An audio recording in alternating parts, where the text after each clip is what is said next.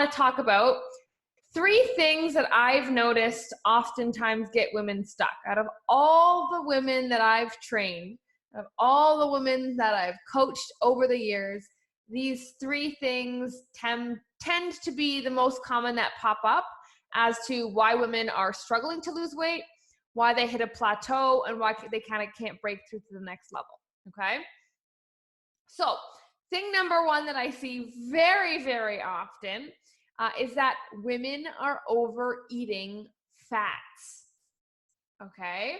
Way overeating fats. So that, as keto got popular, I'm not here to bash keto or anything like that. It's not my favorite, but I'm not bashing it. But as keto got popular, so did the overconsumption of fat, right? Because that's what keto is: high fat, low or no carb. And because of that, it became, I guess, popular to associate eating kind of more fats with weight loss. Now, when it comes to fats, ladies, fats have more than double the amount of calories than a carb and a protein. More than double.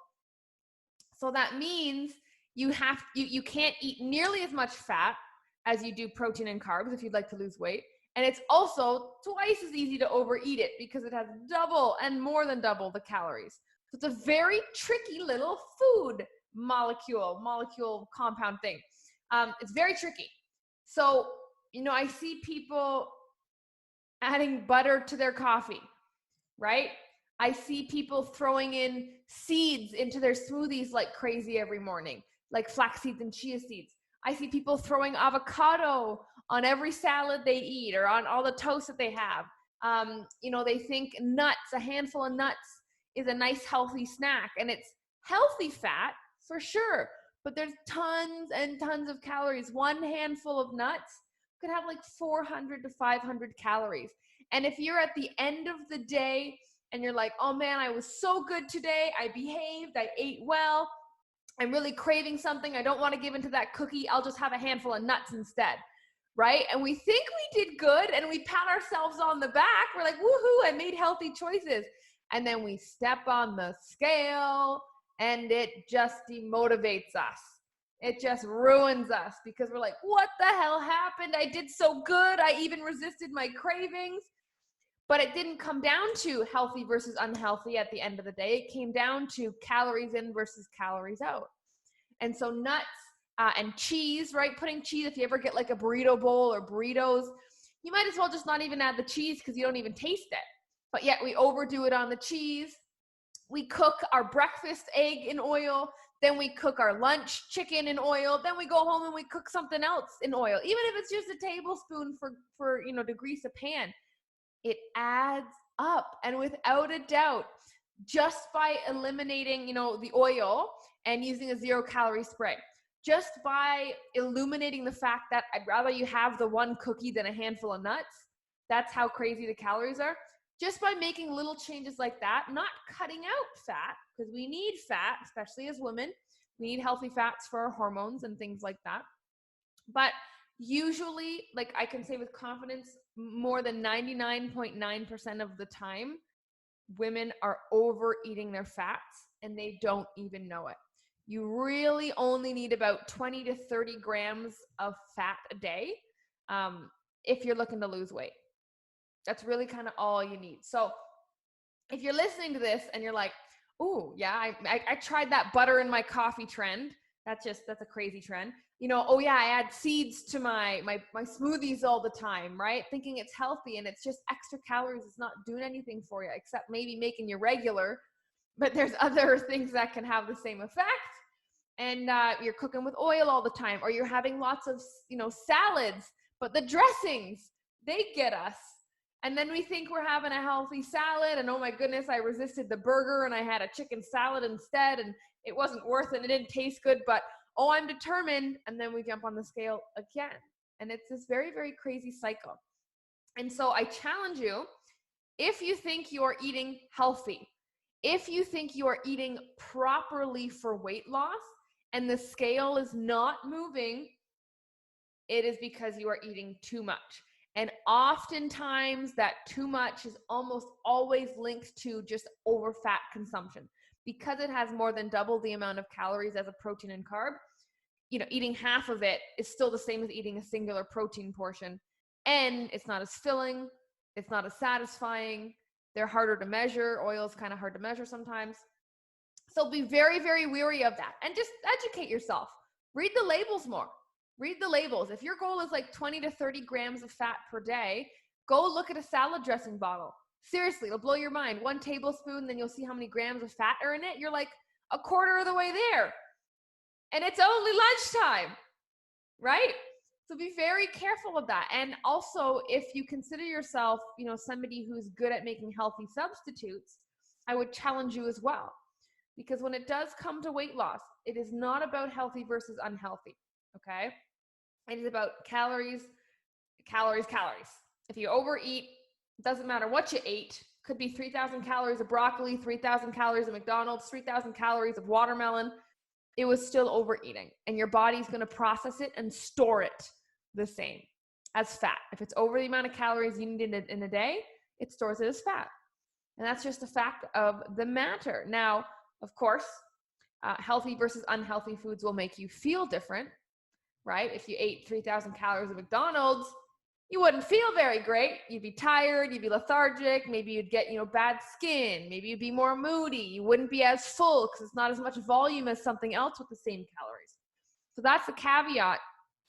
But thing number one that I hear all the time from almost every single woman that I have ever coached is they think they're eating good, they think they're eating well, and they think they should be losing weight with how well they're eating, but it has nothing to do with your food choices. It's the food types, and it was just too much fat.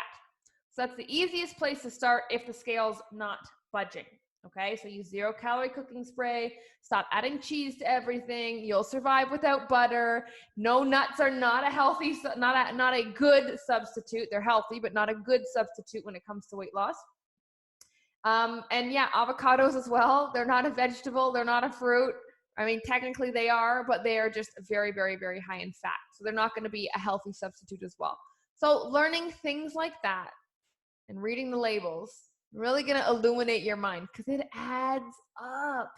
It adds up. How frustrating is it? Like seriously, how frustrating is it if you eat healthy all day long, you did so well, you resisted all your cravings, and then you still stepped on the scale and it didn't move? That's the danger zone because you're about to blow up and give up if that keeps happening. And oftentimes it is so simple as to why that scale is not moving. So I would say do an audit. Write down everything that you're eating regularly. So normally we tend to be creatures of habits as humans. So write down probably the top 20 foods that you always cycle between, and then go Google them. Google them to see their fat content. Google to see what's considered a fat, what's considered a carb, what's considered protein, and then put each main food you eat into each category, right? Chicken breast would be a protein. Rice would be a carb. Avocado would be more fat heavy. And put them there, and you'd be amazed by usually how little protein there is in the protein column and how much fat there is in the fat column. That's a good exercise for you, okay? So that's the first thing that I notice women get stuck with. The second thing that I notice most common when women start their weight loss journey, that is actually the reason they're getting stuck and not seeing results, is because they think more cardio equals faster weight loss. Who's had that belief before, right? You thought, oh, it's time to lose some weight. Got to get my cardio in, got to up my cardio, right? And that's kind of been, implanted in us for years. That's what I used to thought as a young woman.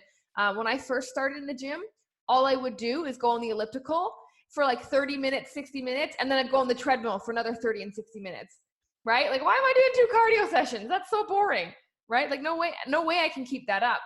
And so the reason for this, okay, is this. So we as humans are very adaptive. In particular, our cardiovascular system is very adaptive. So if we stimulate it in one way, we will adapt very quickly. So if you go for a 30-minute run and you burn 300 calories, well, very soon, if you keep repeating that, it's going to take 40 minutes to burn 300 calories. And then 50 minutes, to burn 3. So unfortunately, if you're choosing cardio or activity as the main thing that you're expecting to affect your weight loss, then you're going to have to continually increase it again and again and again. And that is overwhelming. That is very hard to track. And it's going to take up more and more time, which you didn't have to begin with, which is probably why we're in this situation with our weight in the first place. Right? So I urge you to kind of break that belief in your head that moving more is important. It is healthy for you, but moving more will most likely not be the thing that makes the scale move. So if you are somebody who finds yourself saying, I got 20,000 steps today. I went for a bike ride today. I cleaned my entire house yesterday and the scale still didn't move. If you find yourself saying things like that, okay, it had nothing to do with the movement to begin with. We do not burn nearly as many calories as we think. When we move, we can burn like 100 calories on an hour walk. An hour out of your day is only 100 calories. And then you go and have a handful of nuts. And now we're 300 over what we were supposed to be, 400, 500 over. And it doesn't balance each other out. Moving more has less weight than eating less calories, okay? Moving more will not have the same effect. You cannot out-train a bad diet.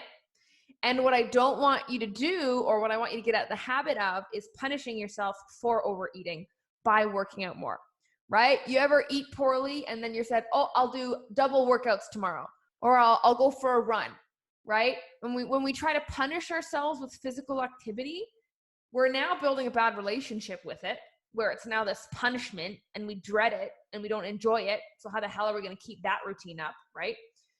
Or we try to undo things, right? Like you can't undo the fact that you ate this much. It's done. It's done. You can't do it, right? It's kind of the same thing. I hear this sometimes too. People think that if you take laxatives, you'll lose weight, right? You think if we poop more, we poop out the weight, right? Faster. If I eat this and then I can't take a laxative, it'll poop it out. No, calories are calories. Once they're in your body's going to use them. Doesn't matter how quickly you're pooping. So you can't out-train a bad diet. The more cardio you do, the more quickly you adapt and the less calories you're burning, contrary to popular belief. That's why, you kill yourself on the treadmill and you're like, what the hell? It's just not working the same anymore. And you can't equate only being active or being more active than you normally are to losing weight faster, okay? If you are choosing to work out, if you are choosing to be active, if you are choosing to do cardio, you should be choosing it solely for the purpose of getting moving, because that's good for you, because you enjoy the activity you're choosing, not because you think it's going to speed things up or counteract a bad decision you made, okay? Does nobody any good to have that kind of association when it comes to exercising, right? The whole goal here when losing weight is to have a routine that you can stick to forever, right? Make healthy habits just like brushing your teeth, automatic. That's the goal here. And if it's based off of having to do things, punishing yourself, trying to overcompensate for not doing what you said you'd do, then you're not going to last, right? And going into weight loss using exercise as a punishment is like a one-way ticket to never wanting to exercise.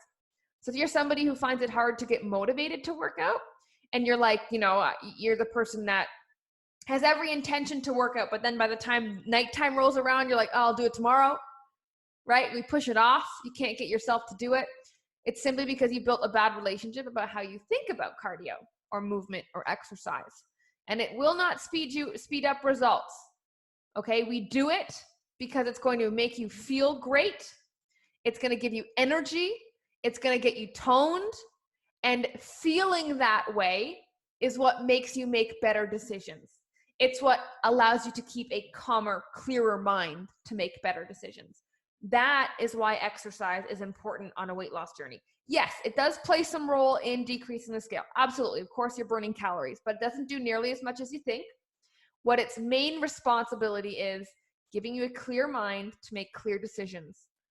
So if you struggle with cravings and temptations and motivation and consistency and willpower, maybe exercise is your missing piece, because you work so hard, you feel good, and you don't want to ruin it, right? So that's the second thing I noticed. Please stop thinking that you need to move more, do more cardio. Yes, you need to move more, because why not? It's good for us. It's not going to hurt us. It's going to make us feel better, get us strong, help our joints.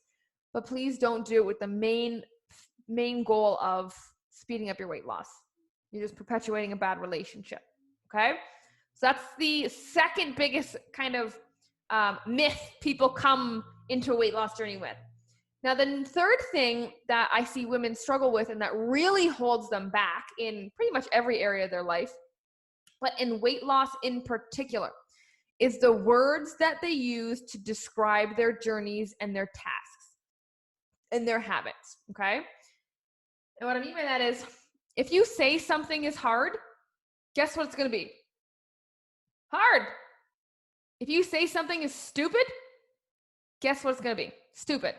If you say something is impossible, it usually stays impossible. And if you say you don't like something, well, then guess what? It's very hard for you to flip that around and actually start to like it, right? The mind does this wonderful thing where it helps us label things. Because when we label things, we can put them in a box. And if we put them in a box, we understand them better, right? However, once you label something, it's very hard to unlabel it. That's just psychology. It's very hard to unlabel something once your mind has automatically created that connection. And so if you say things like, I hate chicken breast, I don't like meal prep, exercising sucks. If you say sentences like that, even if they're true, but if you say it out loud, you are perpetuating the labels and you are making that bond between the label even stronger, and you are not giving yourself a fighting chance, right? Do you think you can lose weight if you hate meal prep? No way. No way. It will be an entire uphill battle your entire life, and that's not going to work. So stop saying you hate it. Stop saying I dislike it or it's a challenge because, okay? If you're labeling it, the first thing you want to do is not label it, right? Use more appropriate words, right? So I am not enjoying this right now instead of dislike or hate, right? This is challenging right now. You can use words like that give you more wiggle room. And then if you do find yourself saying harsh words, you can just correct it by adding a because. This is really hard because I've only been doing it for a month, right? This really sucks because I'm new to this and I haven't put in the reps, right? This seems impossible because I've never done it before, but I'm going to try. When we add that because, we start to remove that label a little bit, and there's just enough room to kind of smack a new label on it over time, okay? Because, it sucks not being where you want to be. It sucks learning new things and sticking to new habits. Like, it does suck, but here's the thing. Cry yourself a river, then build yourself a damn bridge over the river and get over it. That's the only way this works. If you label things as hard, they will continue to be hard. There are people out there that always say, I'm unlucky, my life is so hard. And guess what their life always is? They're always unlucky and they always have challenges and obstacles pop up. You attract what you put out there. Like, you really, really do. And if you say these things all the time, everything will appear that way. And that's the only lens that you know how to view things through. If you're somebody that labels things very quickly and indefinitely, like a really harsh label where there's no wiggle room, right? I hate that. I don't like that. That won't work. Who says that? Oh, that won't work. I say that one personally a lot. I catch myself with that one. That's not going to work. And I instantly go to the problems and why it wouldn't work instead of why would it work? How could it work? If you are constantly having these harsh labels, that is how you view the world, with these harsh labels. And if everything is harsh, there's no room to change.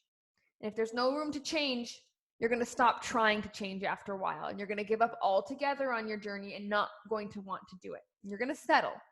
You're going to settle on where you are and who you and how you look like and how you act, and you'll be like, well, maybe that's as good as it's going to get.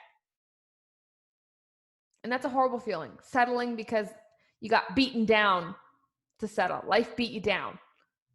So really watch your words, okay? Even the word, motivation, I just don't feel like it. I don't feel like it.